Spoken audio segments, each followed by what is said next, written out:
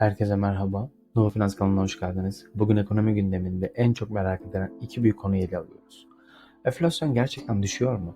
Yoksa cebimize yansımayan sahte bir istatistik mi var? Ve diğer yandan dolar 36 TL'yi aştı. Bu ne anlama geliyor? Fiyatlar nereye gidiyor? Gelin hep birlikte detaylıca inceleyelim. Doların 36 TL'yi aştığını söyledik. Dolar kuru her geçen gün yükseldi ve şu an itibariyle 36 TL'yi aşmış durumda. Hepimiz biliyoruz ki dolar TL kuru ekonomimizin nabzını tutan en kritik göstergelerden biri.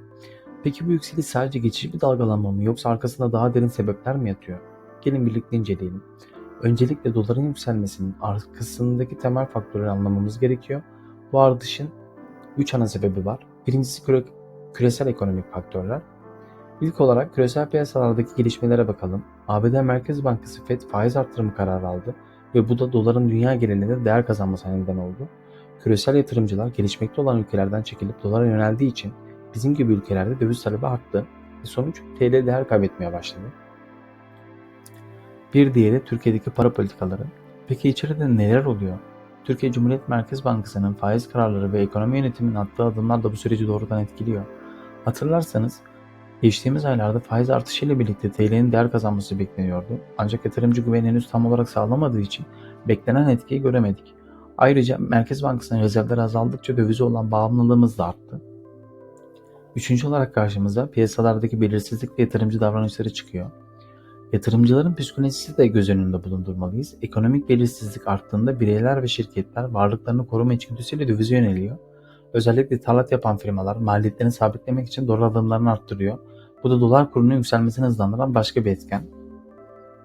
Peki bu yükseliş bizi nasıl etkiliyor?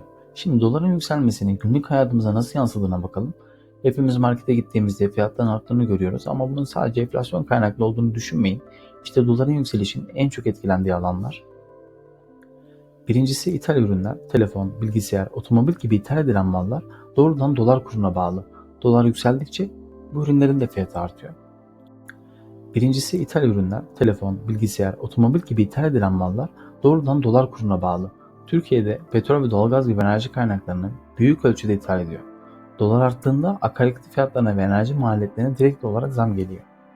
Gıda ve temel ihtiyaçlar, tarım sektöründe gübre, tohum ve yem gibi girdilerin büyük kısmı döviz bazlı olduğu için gıda fiyatları da dolar arttıkça yükselmeye devam ediyor. Peki sizce dolar bu seviyelerde kalır mı yoksa yükselişi devam eder mi? Yorumlarda fikirlerinizi paylaşın. Enflasyon gerçekten düşüyor mu? Enflasyon verileri resmi kayıtlarda düşük gösterse de vatandaşın cebine yansıyan tabloda çok daha farklı. Market raflarındaki fiyatlar hala yüksek, kira ve enerji giderleri artmaya devam ediyor. Peki bu çelişkinin sebebi ne? Hissedilen enflasyon ile açıklanan enflasyon arasındaki fark, temel tüketim mallarında süregelen fiyat artışlarından kaynaklanıyor. Üretim maliyetlerinin düşmemesi ve ithalat bağımlılığı enflasyon etkisini sınırlıyor. Aynı zamanda faiz oranındaki değişimler yatırımcıların piyasalara olan güvenini doğrudan etkiliyor.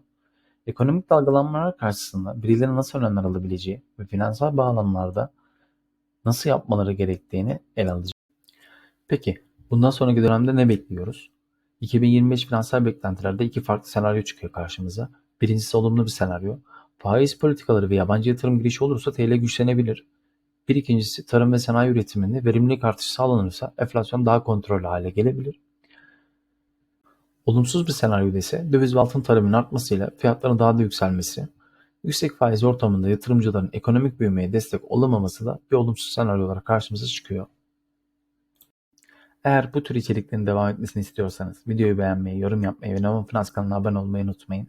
Bildirimleri açarak en güncel ekonomi analizlerinden anında haberdar olabilirsiniz. Bir sonraki videoda görüşmek üzere.